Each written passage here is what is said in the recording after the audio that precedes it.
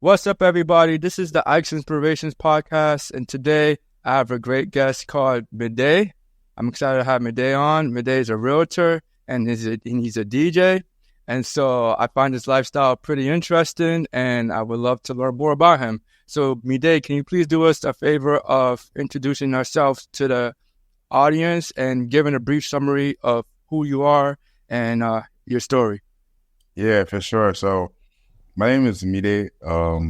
I was born in Atlanta, raised in not really Atlanta, but like Gwinnett, of course. I did some years in Nigeria. I say that because it like really influenced like where I am today. Came back. I went to Georgia State, then I transferred to UGA, and then since then I've been working, doing a little bit of a cybersecurity consulting as well as the DJing thing. Recently added real estate to the mix. And I think some like my keystone hobbies are truly, listening to music, being around creative individuals, and some form of fitness, whether that be running or, my morning workouts with the home team or tennis that I've been picking up lately. I mean, all around, I just try and find a way to, do what I love. Yeah. That characterizes me. So yeah, my name is Mide, and I'm really excited to be here. When I saw your DM, I was like, there's no reason we shouldn't have this conversation. You seem like a cool guy yourself. So thank you for, bringing me on your platform. And I look forward to the conversation we'll have today. Yeah, man. No doubt, bro. I saw when I was like looking up your information. Like, yeah, you're very multifaceted, and you have a bunch of different passions. And I actually just recently started DJing, so I was like, all right, man, let me see if I can pick Mide's brain on DJing and learn how to do some more of it. Because I'm trying to get more in the field, and just like you, bro, I love music. So, the first thing I want to dive into, I guess, is more of like your DJ aspect of you, bro. And how long have you been DJing for?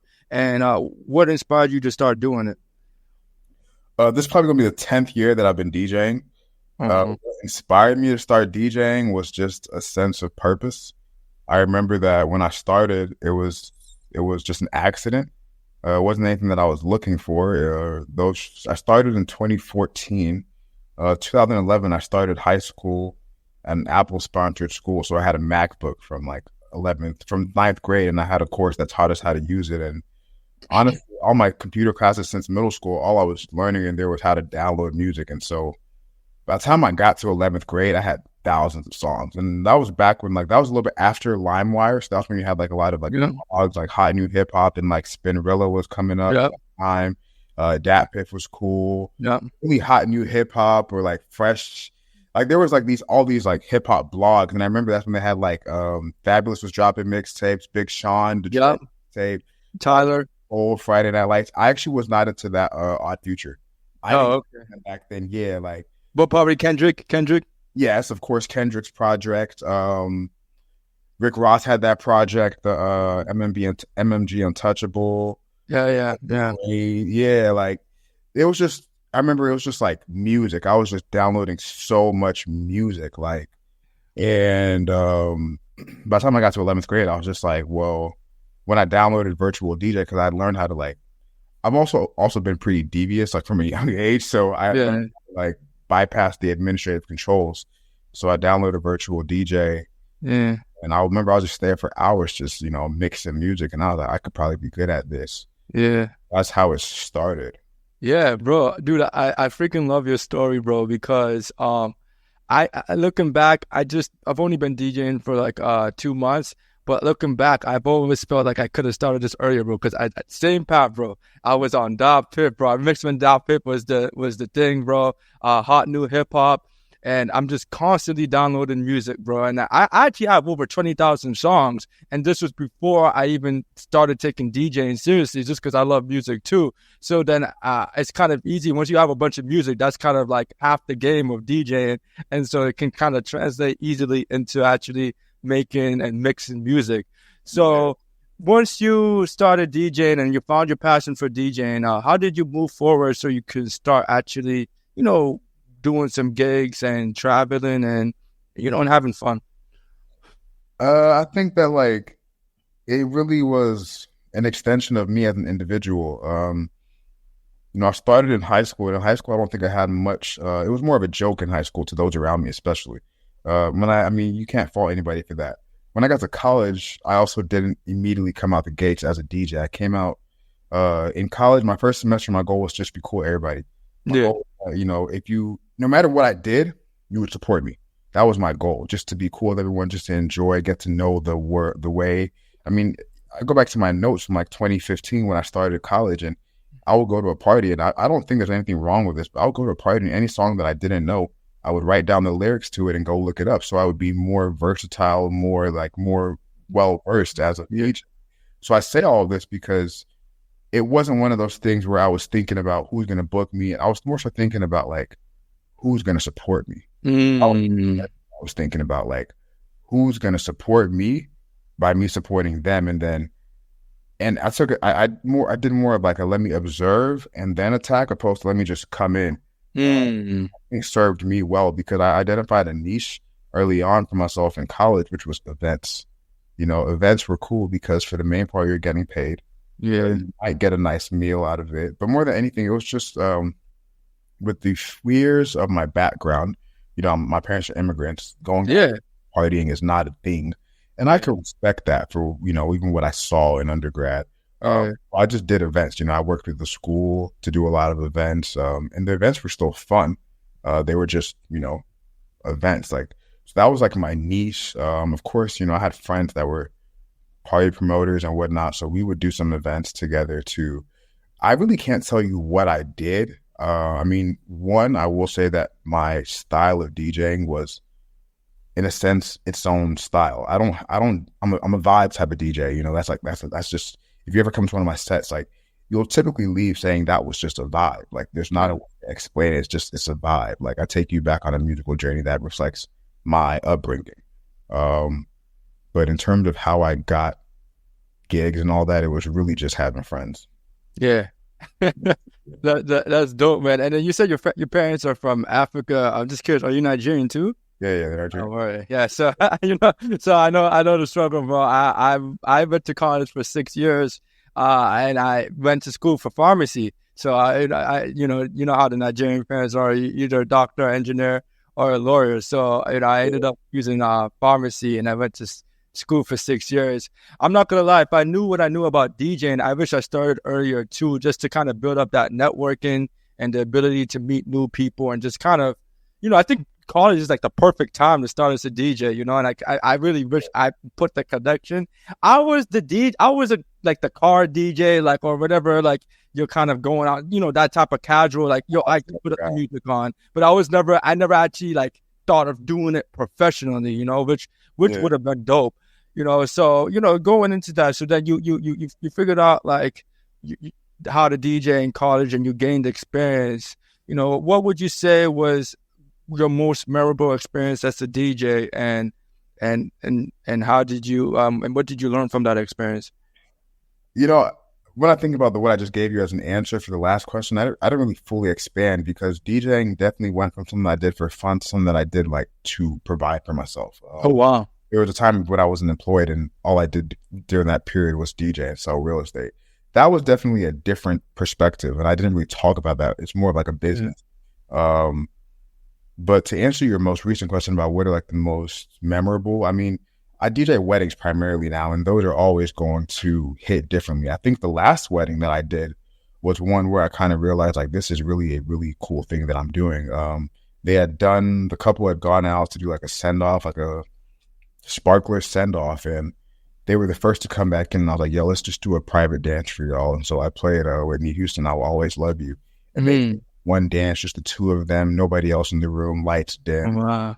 They just, they were a very unique couple. It was a Vietnamese groom and a Nigerian bride, like one of those true love. Like, yeah, in med school, of course. And she just wanted to have a good time on her wedding, and her friend had told her about me, and we locked in like a year prior. Like she had reached out to me like, I want you to DJ my wedding. And I think just, seeing the desire, to be a part of a day that you really can't do twice has become one of those like, wow, I really appreciate what I'm doing here as a DJ. I mean, I also have some frustrations as a DJ, and I think that if we're going to talk about it objectively, there For should be sure. a space to like just speak on some of the not so, you know, amazing things about the profession, but it's not Yeah. just about being a service provider. But I'd say that like one of the highlights is truly being selected to be part of a one and done type of celebration. You know, weddings aren't, you don't get married twice. You hope not to, right? Yeah. You Yeah. hope not to. So Yeah. when you're trusted with the vibes for a wedding, it actually is like, it's definitely something that reflects the quality you bring. And because I don't market myself, it's all word of mouth. It hits even harder. Bro, that's dope, man. That is super dope that you don't got to market yourself and gigs naturally find you. I recently interviewed a girl named DJ Rachel, and I was asking her, like, yo, what are your favorite gigs and what are your most challenging gigs? And she said the wedding DJs. And I was kind of shocked that even though she said it was the most challenging one, she said that that's her favorite one because of literally what you said. It's like a unique experience that like nobody in the world can like you can never really recreate, bro. And that's why I'm really in tune with the DJing thing because honestly, I don't need to do it for the money. I'm pretty in a pretty good spot financially. I'm more doing it because I'm trying to live more purposefully and be intentional about spreading joy and inspiring other people like this podcast. So I really admire what you do and I like how you do it and the energy you're doing it with. You know, so going into that and kind of diving deeper into that, you spoke about some of the challenges of being a DJ. Can you speak more about that in depth? I mean, at its crux, DJing is low-key a popularity contest. Okay. And you have to be very objective about how you play into that. The reason why I came to that realization is because in college, I went from Georgia State to UGA. And being good wasn't enough. I mean, at the time I was also like, there was a lot going on, but in a sense, like, it's definitely like part of the challenge of it is the popularity aspect of it. It's people having to like, it's like being cool enough for them to rock with you. Like, Yeah. you know, because realistically, a lot of people can't tell the difference between what's a really good and what's a really not so good DJ. Yeah. On a certain level. And I mean, I'm not gonna hold you. It's not like art. It's like, when you think about it, like DJing, the industry is different. Like it's definitely one of those things. Like it's capitalism driven. So there's so many different boards that you can buy at whatever experience. You can buy a DJ board for $50 versus $5,000. And I mean, there's a reason that there's so many different boards because they want everyone to get into it. Because as long as you purchase that and you have a subscription, they're making money, which making them a more valuable company. Mm-hmm. So the reason why I say it's a challenge is because it's easily. There's a lot of people in this industry, you know. Yeah. I think in social environments, it's one of those things where you may not really realize that at the moment, but you do become quite replaceable, and it can be at the expense of your price. Which is why, once again, you don't need to market yourself if you're really good at what you do, and you have to find your niche. Because if you're just looking to DJ, like a lot of things, like it comes with place. Like when I was doing the club scene, it's like, they can just get somebody who will do it for less or free because they enjoy the validation of being the DJ, being the one control. Yeah. So, Like I said, I've been doing this for at this point, I'm doing it for almost 10 years. So it's like a different perspective I have on it, like a very different perspective I have on it than when I started. As a result of it. So. Yeah. Well, I mean, I got so many questions, man. First of all, I completely know what you mean when you say like, people can't really understand what's a good DJ or not because like what requires you to be a good DJ is like very technical with the beat matching and crossfading, but like no one really cares about that. They just be like, yo, are you playing good music or not? Like, you know what I'm saying? It's like, I know what you mean when it's like a popularity contest and therefore it can kind of make you anybody replace it. Honestly, everything in life is. And when I say popularity, it's more of a brand thing, you know? Yeah. It's the difference between like Chanel and Coach. Like, they're both going to do the same thing, but one's definitely going to get you a different type of attention than the other. Yeah. You know? So it's more of a brand thing. And I mean, once again, like in a place where, in a small environment, it's more of a, you know, popularity thing. But when you think about like larger scale, it's more of a brand thing for sure. For sure. Yeah. So, you know, I'm curious to hear because you talked about perspective and I love perspective. I can talk about perspective all day. What was your perspective on DJing when you first started compared to now? Like, as you've been in it for 10 years, how do you view it versus now versus 10 years ago? I mean, it's different, you know. I mean, when I started, I was like 16. I'm 27 now, so Yeah. it's just completely different. One, the level of risk that I'm willing to take to DJ is different. Like Mm. at a point, I was DJing a lot of Atlanta clubs, closing out the clubs. So I might not leave the club till 2, 3, 4 a.m. Some situations, Mm. or I might be there from 10 p.m. to whatever time. But what I'm saying is, like, first off, my risk tolerance is way lower because people are inebriated, people are driving crazy. If I get a ticket, because if I drive and if I get a ticket leaving there, everything I made that night will go towards paying that ticket. Like I Yeah. said, this tolerance is different. That's the first thing that I realized. Like, it's not the same. Like back then, it was fun because I'm getting paid to get turns. Like that's, but I don't live like that anymore. Like I would. Yeah. So in reality, the difference is like night and day. Like back then, I would stay up all night. Like we could stay up till 4, 5, 6 partying. Like that's. Yeah. I start my day at 5 o'clock now, so it's very different. Like that's the first thing. The second thing is one. I mean, when you start to realize the lower barrier to entry, you kind of you realize like, whoa, you really have to have a niche. You have to be good at something. So I think the biggest perspective shift is that I've identified my niche, which is typically the intersection of Nigerian and Black Americans at weddings. That's like my niche. Like, well, it's just, I mean, it's, when you think about it, like I spent time in Nigeria, I've spent time in America. Yeah. You need a DJ that can play adequately to both parties, like both crowds in a wedding. I do a good job of balancing that mix of playing some Afrobeat love song as well as some like Black American, just your typical like Yeah. like and finding a perfect vibe of those two to where everybody feels heard as they're hearing, because that's what it's about. And even just how I engage, because I MC as well, so that's been the biggest thing. I mean, the third thing truly is really just the importance of customer service, and really customer service is how you make people feel. I wouldn't even think customer service is how you make people feel. Like one of my biggest things when I DJ or when I get booked to DJ is just to like make sure everybody that I interact with kind of remembers me in a way that I didn't intend to. Like not like they remember my name, but they remember how I made them feel. Like just I like like how people like if it's a wedding, like you look so amazing today. Like just simple that go far, like go very far.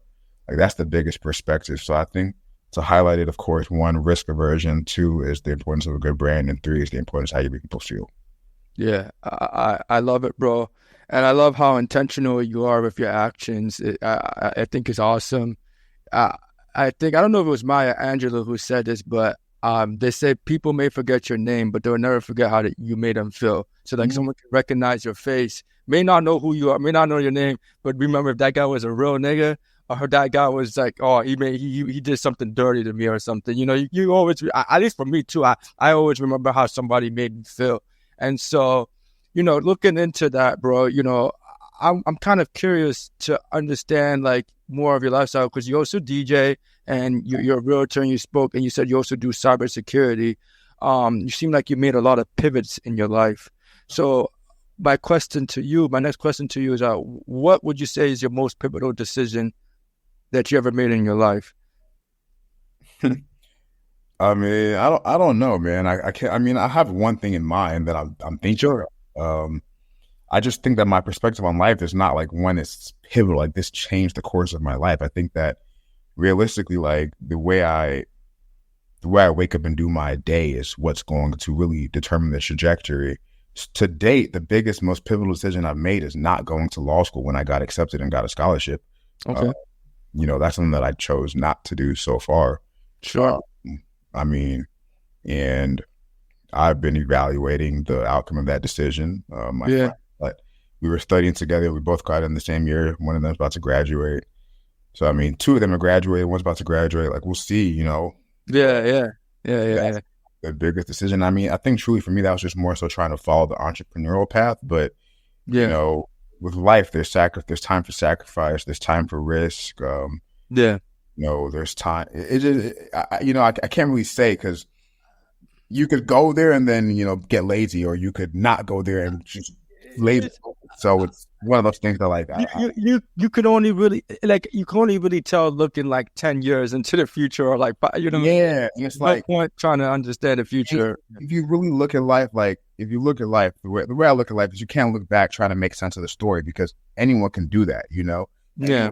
say, oh yeah, you made the best decision of your life, Obama, by not dating that white girl, and now you ended up with Michelle and this, that, and the third. But it's like, you don't know what your life would look like with that. You know what I'm saying? You don't know if her father would have made you a billionaire before he made you, before you came pregnant. Like, you don't know what would have happened. So Yeah. with that in mind, I've made the decisions I've made, and I think the most important thing is to take each day and like do the best. Yeah, for sure. That's really Yeah. it. Yeah, it's more about the current state of where you are and how and what you're doing each day to optimize the future, which you can't predict, but you can at least make the best out of it by what you're doing today and step by step, bro. Completely agree, man. Completely agree. So you worked at you also work as a realtor. Is that something you still do actively? Yeah, for sure. Okay, cool, man. I'm a very curious person, and I'm also really big into real estate. Actually, planning to buy my third property in Atlanta, and I'm just kind of curious. Can you speak more about your experience as a realtor in Atlanta, and what has that been like, and what have been some good moments and some bad moments? Sure. And just so you know, like, I figure that, you're asking me questions, so I'm not asking you back. You could ask me, bro. Yeah. Yes, I wasn't sure if it was more like you interviewing me or like back and forth conversation. No, you could interview me too, bro. Yeah, it's better. Yeah. I just want to make sure like I understand how it is. Yeah. I don't mind you just asking me these questions. Like I'll just make sure that I at least let you know, like, I don't typically just like talk about myself. But nah, bro, it's funny, bro. Me either, bro. I'm actually, I typically, that's why I enjoy asking questions. But quite frankly, I actually like when my guests ask me questions because it gets me more engaged. But people typically kind of feel like it's an interview, so they're just, But I actually like it when it's back and forth, to be honest. Okay, cool. Yeah. Cool. Yes, I was like, I've asked you a lot of questions, and Bro. Typically I like to listen more. Bro, I'm the same. Yeah, it is kind of cool. Hence this podcast, bro. I just ask a bunch of people questions and I listen all day and soak in the wisdom. But yeah, I'm with you. Cool. So in terms of me being a realtor, I think I got my license in like 2022. What the thought process there was, I purchased my house in like 2021. Okay. And it's a space that one of my very close friends has been dominating in for a while. And I've just watched what he's done, and I was like, wow, like, this is definitely along the lines of something that I want to do as well. And there's a lot of barriers to entry with real estate, but there's not a lot as well. And one of those was definitely like, capital as well. Yeah. Really understanding like what it looks like. And for me, I just figured that, like I mentioned, earlier, it's like, how you make people feel will just impact your life. So a lot of people, when they're about to buy the house, actually reach out to me like, hey, I'm thinking of buying a house. Like, I know you did it. What are your thoughts? I referred realtors to other people. I remember like one of my friends called me after I referred him to somebody, and that man was almost crying, like, thank you, bro. Like, that check just took care of me for like, and I was like, word, like, I got to figure this out too. Yeah. But before I get to like the good, the bad is that like I was not really as focused, and I lost out on like 2 or 3 deals because I didn't really like sit down and get that license earlier. Like, I had people talking about buying their house, like, yeah. So that was like my L's. But the best part about it, is definitely just like one of my good friends. Like, I pulled up on her and we were just, kicking it, talking. And she was like, you don't understand how much I love this place. Like, we did it. Like, you did a great job helping me find this, helping me negotiate the price on it. And then just going there and seeing what she's done to the house, how it looks different when we purchased it. Really, I always laugh about it. I say I put people in their place. Like, it's funny though, just because like, your place really is a true reflection of who you are, and like, you want your place to be really nice. And I think my place is pretty cool. Like, it's a pretty cool place that I've created for myself, and that's a very rewarding feeling to do for others. And it's something that like I would do for a friend anyway. So yeah, it's just, and I literally love real estate. I think one of my favorite things about it is just going to like really nice penthouses or condos or lofts. Like, I truly just like out here in the city because there's some nutty cribs out here, like some beautiful cribs out here. So like some real player ass spots out here. So yeah. You go out, you drive, you listen to music while you drive to the place. Yeah, bro, I it's funny too because I'm a realtor as well, but I'm very intentional about my position as a realtor. It seems like you're a bit more active. I'm gonna be honest, I only got my realtor license so I can invest in real estate myself and kind of invest in my own knowledge. I didn't do it to actually be active. And Hey, me personally, I've actually tried being a realtor, literally just like you, for like friends. Like, you know, I brought my first property. I was like 23 or something, and people were like, "Wow, how did you buy a property at 23?" Like, blah blah blah. Like, can you help me do it? You must know what you're doing. And I'm like, "Ah, sure." Like, you know, and then I ended up trying to help, you know, certain friends get their property. We would drive to like 5 or 6 different properties.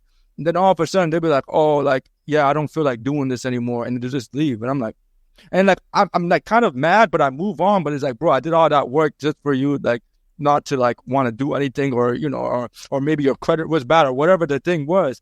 And so, you know, I mean, I was already intentional about not being a realtor, for that reason. But I had other experiences that kind of validated that. And me personally, I don't like being in a position where I feel like I can't really control my future. So, you know, I understand there's a lot of realtors out there who are a lot more successful in that field. And I don't know if you're like that. How many transactions were you able to do? don't like 6. Okay. So you're relatively new too. I mean, I just started practicing a year ago. Oh, okay. Gotcha. Well, it's coming up on a year next month. Gotcha. Coming up on a year next month. Gotcha. I mean, I hear what you're saying, but like to avoid that, first of all, we don't go anywhere until you have a pre-approval letter. So my process starts with my lender. Like, if you tell me you're interested, that's cool. I'm going to have you talk to my boy Dino. And once Dino gives me the green light on you, as in he's ready to pre-approve you, then we'll go out and we'll look for sure. Yeah. I don't have a big thing on not wasting my time at all. There's not been anyone shown properties to that didn't buy a house from me. Word. Yeah, That's dope, bro. Like, you're not gonna waste my time. Most people like nobody's. You're not gonna waste my time. No, that's dope, bro. You know, and it's not about like if it's not the right decision for you, that's cool. But like the way I am, like as a friend, like I will literally like talk you through like everything that you should know. Like a lot of realtors will tell you a lot of bullshit that's just not true. Like, oh, you could sell this after. No, you can't. Like, you're gonna lose money if you sell this within a year. Like, unless the price rockets beyond. Unless the price is like at least 6%, you're not like you're gonna pay 6% just to sell this house. Like, it's not what you think it is. So, because like more than anything, like, you know, this is like a big decision people make. You don't want somebody to hate you because of what you put them in. Because I have a friend that's in that position right now too. So I don't know. It's just one of those things where like I try and play around it. But yeah, being a realtor was never my goal as well. But one of my challenges in life is that I found myself without a job. Time last year, pretty abruptly too. Like, and I had to pivot. And that was when real estate came through, and I won't lie, I had to pivot quick. Pivot pivot quick, but it worked out. Like, it worked out. Yeah, man. No, dude, I'm happy for you, and I think it's super dope, man. And then it kind of goes back to like the DJing thing, and interpersonal relationships, bro. The essence of life is in relationships, and I'm learning that more and more, and hence why I love what I'm doing in the podcast, because I'm fostering my ability to improve my relationships. And you seem like you're doing the same to a realtor. Again, at the end of the day, anybody can choose any realtor, just like anybody can choose any DJs. There's thousands of realtors, there's thousands of DJs, but the person probably comes to you because of how you make them feel, and because they trust you, right?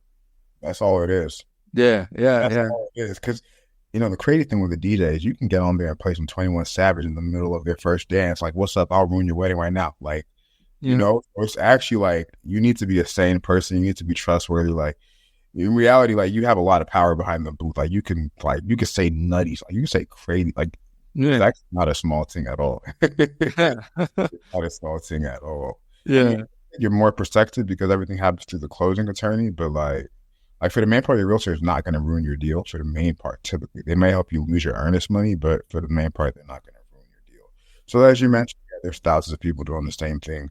And then once again, like, I think I should say that, like, this is just the exploration phase for me in my life. Like, I'm trying different things, but I don't believe this is all be all, you know? Yeah. I think that one thing in life for me is like, you know, you can't try too much food because you end up with a stomach ache, but you can try a number of careers or things to see like what really works for what life versus not. Bro, I completely see myself in you. That's why I had you on, because I like talking to people who are multifaceted. And, just like you're trying different things, I'm also on the same path, bro. I'm trying pharmacy, I'm podcasting, I'm DJing. I got a YouTube channel for some other stuff on sickle cell. Like, I'm doing a bunch of different stuff, and I think there's nothing wrong with that. I think exploration leads to expansion. So the more you explore different stuff, it ultimately makes you a better human being. That's how I see it. So I don't think there's anything wrong with exploring. If anything, I think it makes you wiser because of all the experiences you gain as a person. So, one of the things that I also want to like talk to you about, bro, is like, you've been a realtor, and then you've also DJ'd. I was curious to kind of also like just learn like, what in your personal experience would you say has been the most difficult moment in your life, and how were you able to overcome it, or did you even feel like you have overcome it?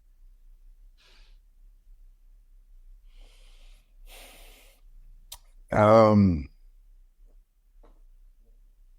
I mean, I think the most challenging thing in life is finding purpose, like really what you're supposed to be doing on this earth. And I mean, I think, Well, let's talk about this. I like your answer. Yeah.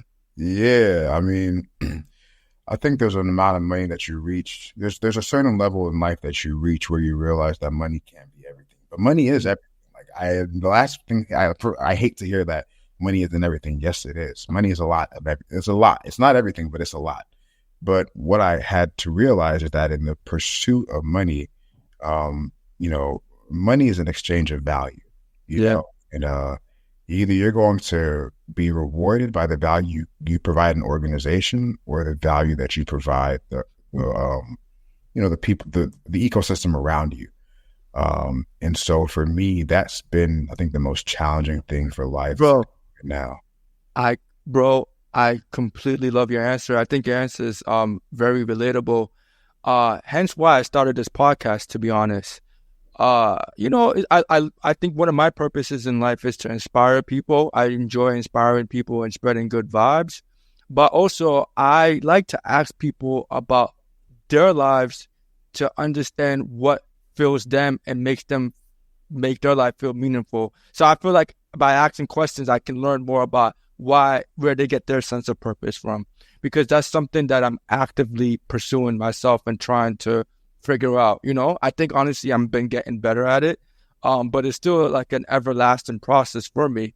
I'm honestly trying to find my purpose. Well, the podcasting is definitely one of them, and I think I'm also trying to find that sense of purpose through DJing. And once I started to relinquish the need for money, because I'm at a place where it's not as important, I think it kind of allows me to look at it from a more clearer perspective. But it's still something that I'm currently battling with too, honestly. So I love that you said that answer, because I think that's a deep answer, bro. It really is. Yeah, I mean, and once again, like I want to make sure I make it clear. Money is at the crux of what I think about. Like I'm not going to Yeah. sit here and like I'm Yeah, cool, bro. Yeah. big thing to me, but once again, it's not everything at all. Like, to me, it's more important. Like when I think about money, I think about what am I going to do to create value. That's Yeah, about bottom line. Like for sure. if I'm trying to scale my DJing business, I don't think about how can I charge more. I think about how can I create a more unforgettable experience. Yeah. And I'm thinking about it like what type of like at every single aspect in which music is involved in a wedding.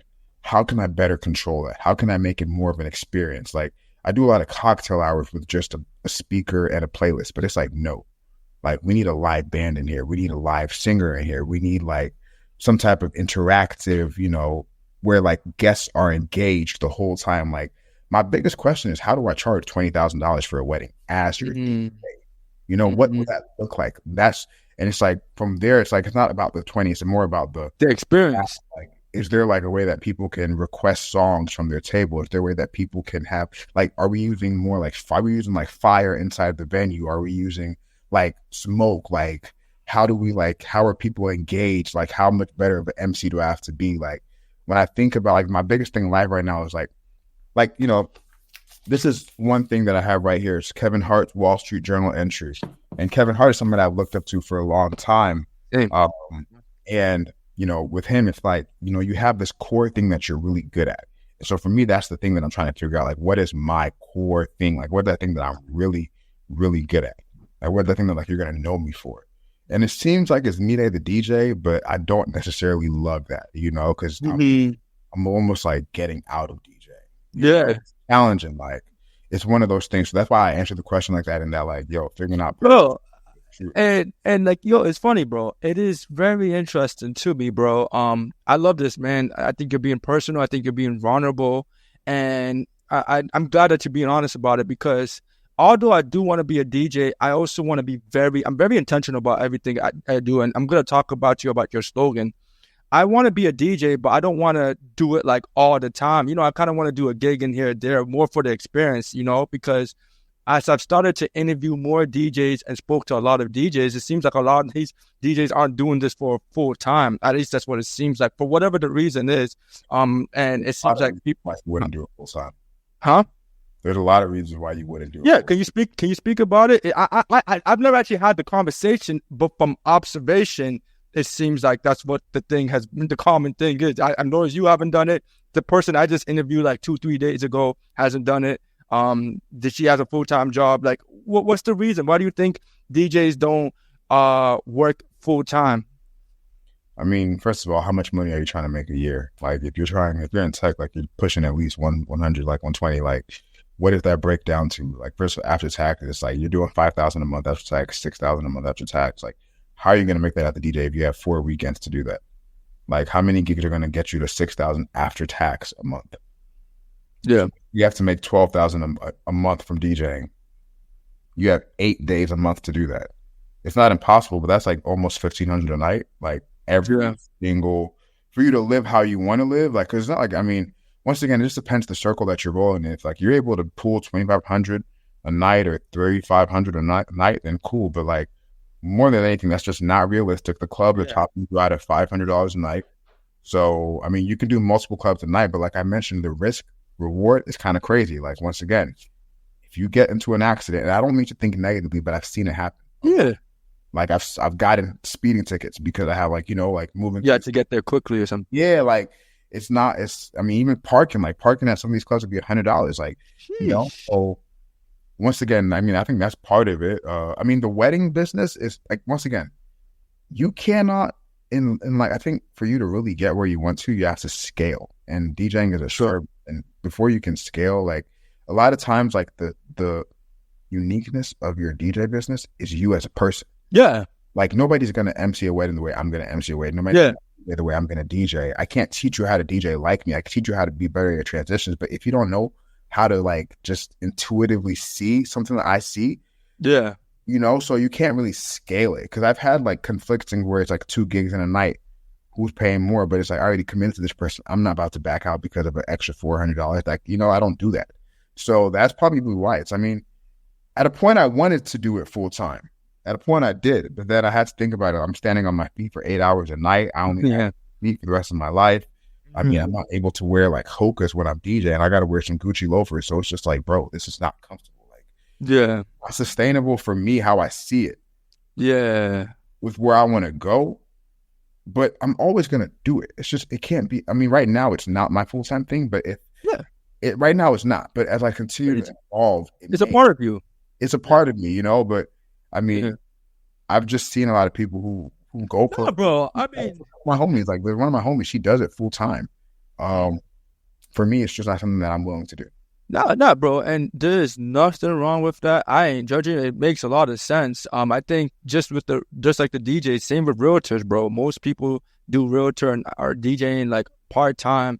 And I don't see how it can be such a sustainable thing, especially like you said, but the DJing thing, it requires you to be there. You know what I'm saying? And so because you're the asset, you're getting paid for your time. And it sounds like you want to do something where you can release yourself from that and still make some type of income without always having to be there, and DJing is not the thing, and I get it, bro. It's just interesting. Everyone's in a different phase of their life. For me, I'm looking more at this DJ thing as an opportunity to be more social and improve myself and in a different internal state of mind.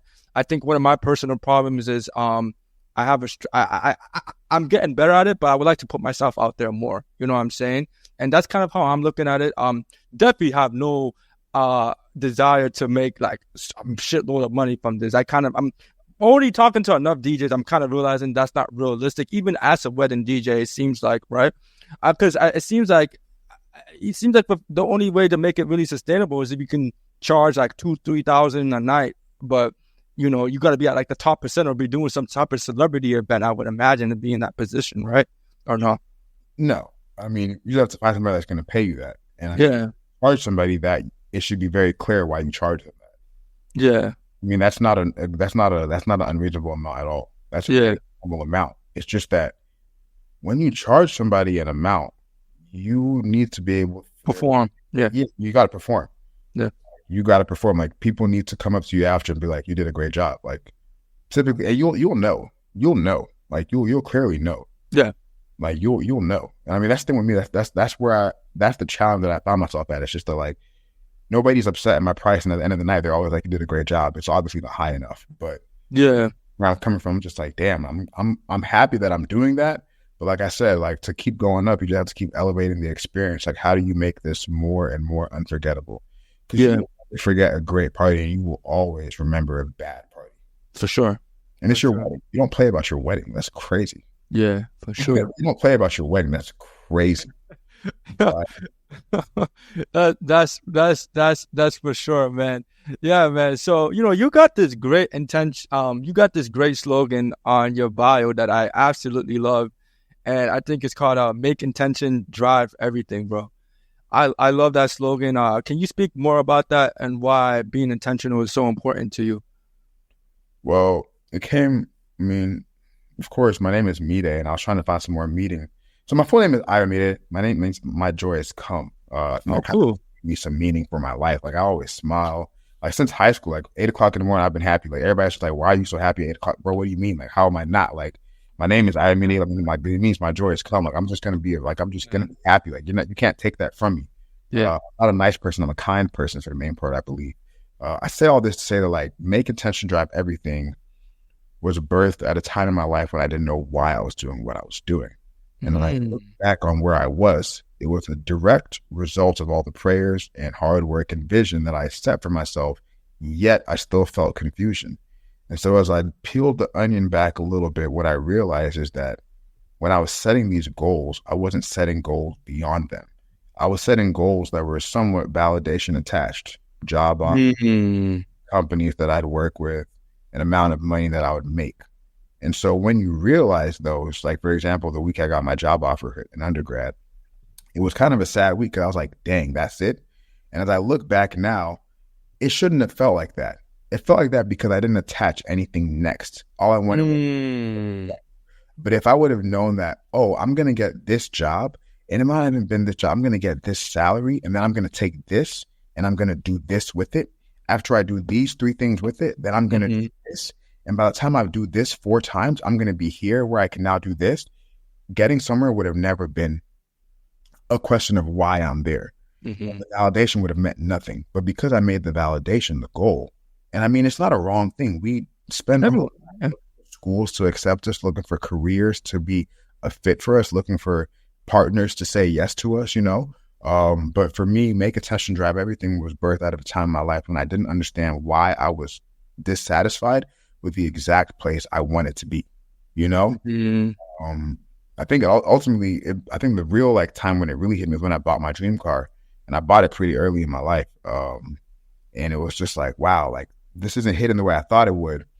And as I took a step back and realized what it took to get here, I realized that I didn't think beyond getting there. So Make Intention Drive Everything is really a play on words, in that, like, make intention literally drive everything you do, because I got there because of a car I bought.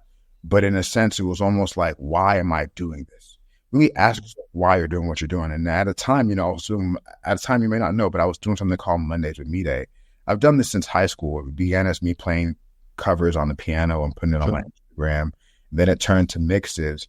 But the way I was looking at it is that we celebrate Fridays instead of Mondays. We celebrate Fridays and we dread Mondays because we're typically spending the week doing things that we don't love and getting in a state opposed to making attention drive everything to where Monday is the day that you're excited for because you got another chance to do what you love and kind of flip that script. So make attention drive everything is like my brand. Mide is something I'm working on. I got to talk to I'm trying to get this one girl to be my lawyer, but she's not really, but I need her to trademark it. I need to trademark that. I'm working on that right now.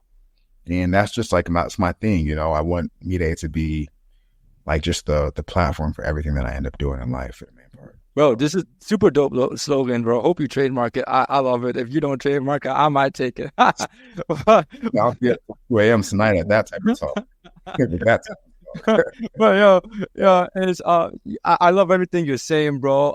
As I've gotten older, I've also stopped caring for validation. Not that I never really did to begin with, but have started to become a lot more intentional about things. And I'm kind of curious, you said you went from chasing validation. That was your previous goal. So like, what are you more intentional about now? Freedom. Okay. Yeah. And what does that mean? Once again, like, I'm going to put it like this. It's never wrong to chase validation from the top companies, from the top schools, from the top, there's nothing wrong with that. Like, the validation I was chasing was validation that was very valid. I'll tell you that for sure. Like, I have no regrets about what I was chasing validation from. Like, I used to work at JP Morgan. Like, I used to work at like one of the best consulting firms. I wanted to get into like one of the boutique consulting firms. Like, there's nothing wrong with that in terms of like where we're trying to go. But I will say that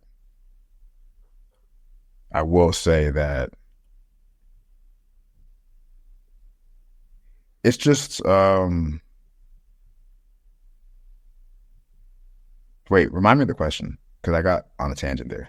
What are you more intentional about? Yeah, freedom. Yeah. Freedom. And that to me is just the ability to do what you want to do, live life on your own terms. Okay. With no type of restraint, I'd say. And of course, you need discipline in life, but my last birthday, I texted my manager like, hey, like I think I'm gonna take the day off.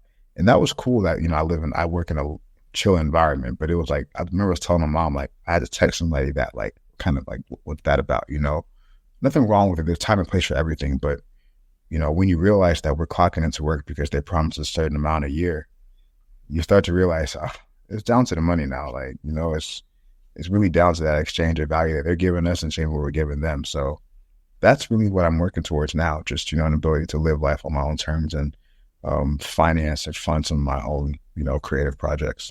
Gotcha. Yeah, what about you? What are you working towards right now with everything you got going on?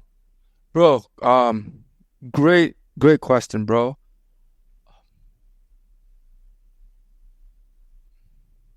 I have a lot of goals. I don't want to go on tangent on everything. But I think for me, I'm working to become the greatest version of myself. Yeah, that's it. By not focusing on the external validations, but priding myself on being consistent and structuring my life and doing activities that I consistently enjoy. So I love to podcast. I'm enjoying this conversation right now, and I'm taking pride in my ability to speak with people because that's not something that I always was good at. I wasn't really always good at conversations, or I didn't pride myself in it. I'm proud of my internal growth as a human being, how much better I am at just getting better to speak with people. I'm trying to incorporate DJing into my lifestyle so I can do it consistently, not to make a financial living, but to also put myself out there and put myself in a position to be a better leader. Because when I think about what my greatest version of myself looks like, I always envision leadership. And I feel like DJing is a cool way of leading people. I can go on and on about all my goals, but there's a lot of goals. But if I want to simplify it, it's really being very intentional about making myself the greatest version of me. And a lot of that is my ability to communicate with people and strengthen the quality of my relationships with people. I'm being very intentional about my relationships. Even people who I meet on my podcast, if we really click and connect, I try to be intentional about following up and learning more from them and connecting with them. And I'm more intentional with my relationship with my family. I try to make sure that we're in good graces, and and I'm just trying to be the best version of myself, And just like you, bro, I'm constantly still trying to figure that out.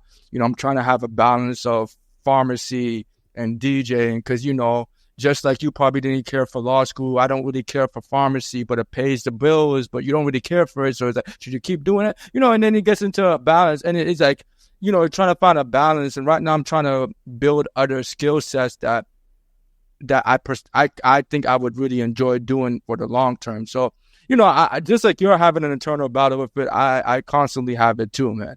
For sure. I mean, how old are you, by the way? I'm a year old. I'm 28. You say you're 27? Yeah, I just turned 27 this week or last week. Cool. Yeah. So yeah, bro, I mean, it sounds like we're all in the same place. And, I'd say like, well, I mean, I don't like to give advice, but as I've been in a place where I'm having that same conversation, I think the thing that's helped me get to where I'm finding better clarity is focus. Mm-hmm.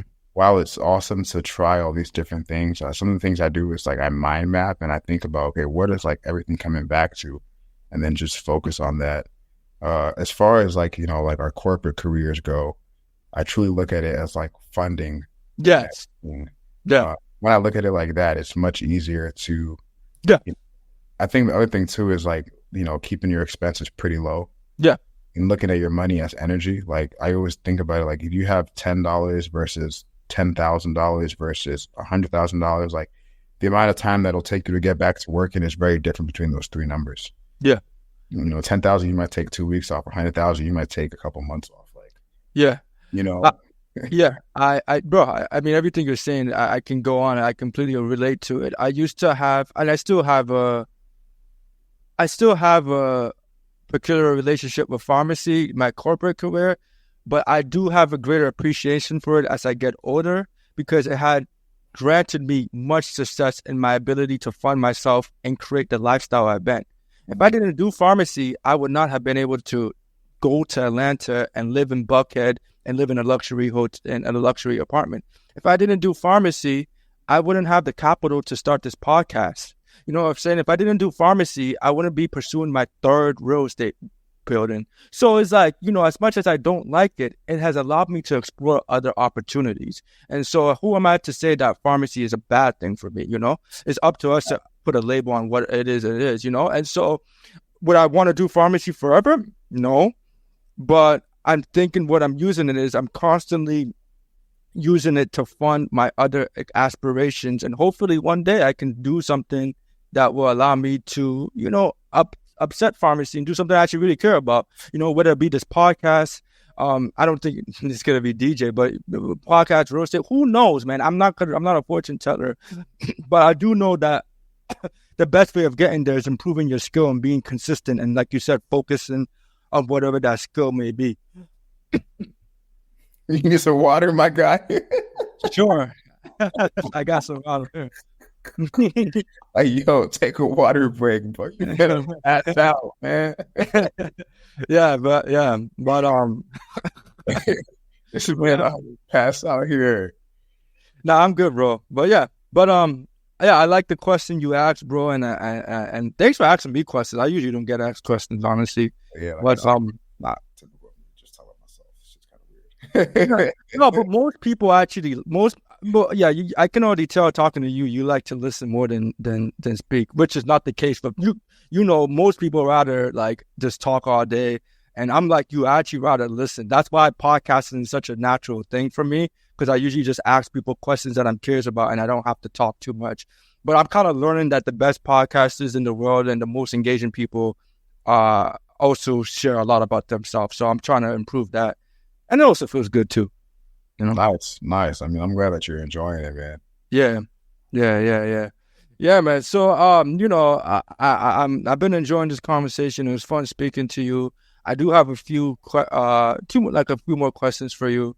Next question is, because you love music and I love music too, bro. Just curious, because I was listening to your stuff on Instagram. I was like, oh, if you have a similar music taste, so I'm just kind of curious. Who are your top 3 favorite artists? I mean, that's going to be challenging because like there's a lot, and it allowed me to pull up my phone to actually look through, because I remember I saw the question, and it's one of those things that I can't give you three. So the better way for me to do it is just to go through my likes on Spotify. But and I'll explain it like this, right? I go through these different phases like in life where like music is like I find music that speaks more to like where I feel. Right now, well, one thing about me right now is like I'm pretty like consistent in my fitness, and I'm trying to elevate and get to a place that I haven't been before. And part of the image that allows me to like see more for myself is in more like R&B and love music for some odd reason right now. So I've been taking. Are you single? I don't even talk about. No, I'm not. Okay, my fault. I gotta go. Yeah, I Sorry. gotta go. Okay. Because if she watched this, she'd be like, "What? Nah, I gotta." Yeah, go. yeah. I got a girl. She really, but like still Yeah. like I've been listening to like a lot of like Playa, like Static Major, like the group he was part of. I've listened to a lot of that lately. I've been listening to a lot of Tiller, Bryson Tiller. Yeah. I like Tiller. I like a lot of Party Next Door too. Like, Yeah, he's dropping the project soon. yeah, I can't wait for P4. It's like in 5 days. Yeah. Before like earlier this year, I listened to a lot of Joey Badass. I don't know where that came from. I listened to a lot of Joey Badass. Of course, I listen to a lot of Drake. Like, Yeah, everyone I does. listen to a lot of Cash Cobain and Chow Lee too. Back on the R&B tip, I listen to a lot of Tyrese and Jamie Foxx. Yeah, I listen to a lot of Tyrese and Jamie Okay. Foxx. I listen to a lot of K Camp, of course, just because like he's. Oh yeah, you got some nice. Bro, I like your music taste, bro. I really like your music taste. I work with this one guy. His name is Jalen J Plus. We make music together, so I'm listening to a lot of him. Oh, you're a producer too, or something? I line things up, Oh, But there's a guy called Wick Dadon in Atlanta. He's like, I remember I saw him perform at Culture Labs. It's a place that I did an internship last 2 years ago, and he's hard. And I listen to a lot of DJs on like SoundCloud, and not DJs, but like producers. And I just have to give a special shout out to like 1981 Tokyo, I think his name is. okay. You'll see it in my likes, but like I know I've said like probably 12 people now. And then Flower Child. Flower Child, I don't know if you've heard of him. Flower Child and Gremlin are they're from Atlanta. Okay. They make like I don't even know how to characterize the music that they make. The things like 3-4 beats was like it's just really dope music he makes. Yeah. So Flower Child has been on my rotation heavy as well as Gremlin, and Mahalia. That the R&B artist? Yeah, I've listened to Yeah, a lot of Mahalia. A lot of Mahalia. Yeah. So yeah, that's where I'm at with the music, man. What about you? Yeah, dude. First of all, it's funny because it sounds like you're like me, where you probably would listen to a lot of hip hop in the beginning, and then now you're transitioning to R&B and Afro beats. It's not like, bro, same. Not really as like right Oh, now. really? I mean, I rock with everything, right? Like one of my favorite songs right now is "Disconnect" by Young John, but like I won't lie, I'm not as tapped into Amapiano and Afro beats right now. Like it just, I really DJ like how I'm feeling, and I just like a lot more like Larry June and R&B, like just getting your bag, talk your shit. Yeah. I get the type of vibe you are. Yeah, good job, Larry. Yeah, I fuck with Larry June too. I like him. Good music. In terms of me, I would say I've been listening to a lot of R&B and Afro beats. And that's another thing about about when you ask about like how you're trying to find your purpose. One thing I like about DJing and whatnot, because I put a lot of mixes and I've been posting them on YouTube. It's just expression of myself. I'm simply being myself, and I've been listening to a lot of R&B Afro beats like Thames, Chris Brown. I mean, honestly, I listen to it's like you, bro. I can talk about music all day, but there's no like pinpoint. But I've noticed I've kind of slowly transitioned from a lot of hip hop to more like chill music. So I also like Larry June, because I don't know, something about too much words is kind of infuriating me. When I was younger, I used to appreciate lyricism. Now it's like, I don't know, for some reason I don't appreciate it as much. I kind of lean more towards the vibe, like you said, as a DJ, like you just like vibes. I'm kind of like that too. So yeah, I'm more into R&B and Afro beats nowadays. Yeah, for sure. Like that 2000s R&B really been getting to me like a lot. Like Tyrese, Jamie Foxx, Yeah. yeah, Neo.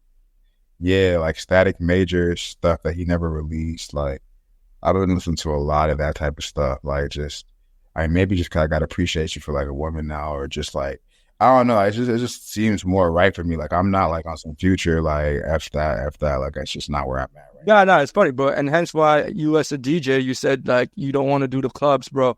It's so funny, bro. Yeah, I'm also very intentional about like the type of gigs I want. And I'm definitely not trying to get any club gigs either. I'm too I feel like I'm too old for that. Like it's not really part of my lifestyle or it's conducive to who I am. It's more of I'm looking for a lot more chill, laid back.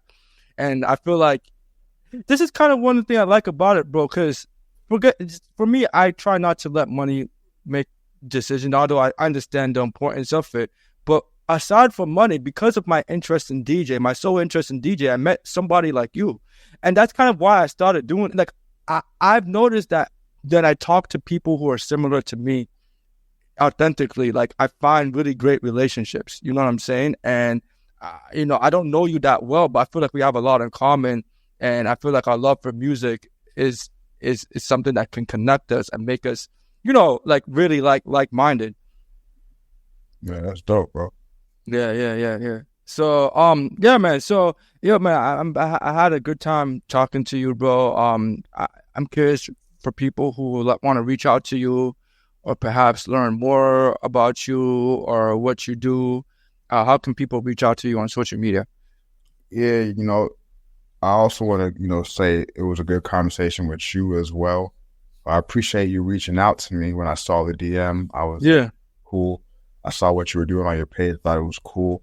So, big shout out to you. I Thank think you.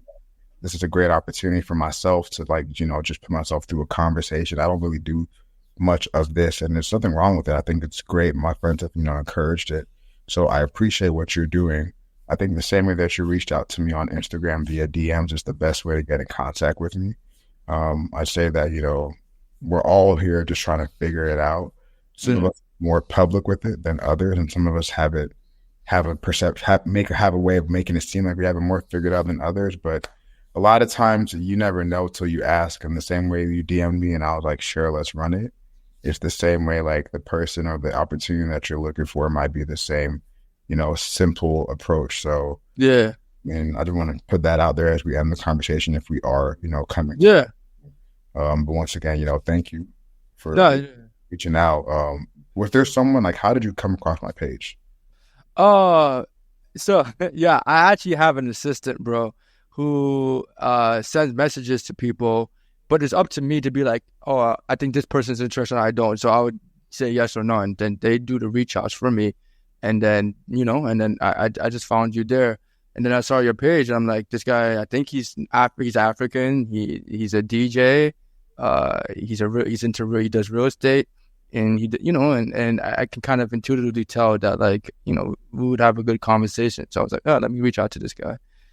I know this is definitely not a common thing, I'm sure, for you to be like, to get these type of at least you're probably more getting used to messages for DJ bookings or whatever, not necessarily for podcasts, I would imagine.